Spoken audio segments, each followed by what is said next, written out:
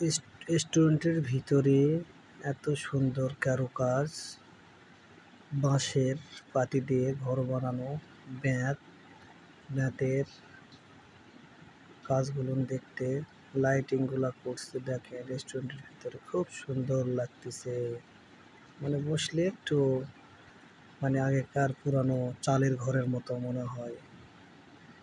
দেখেন সব বাঁশ আর বেত দিয়ে তৈরি। লাইটিং গুলা দেখেন। আমরা বসেছিলাম অনেকক্ষণ ধরে রেস্টুরেন্টের ভিতরে। উপরে একটু দেখালাম, নিচের দিকে লোকজন ছিল ওই জন্য দেখাতে পারলাম না।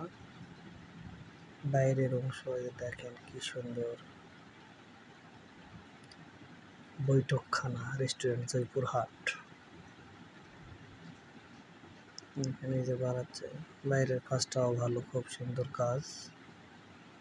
এই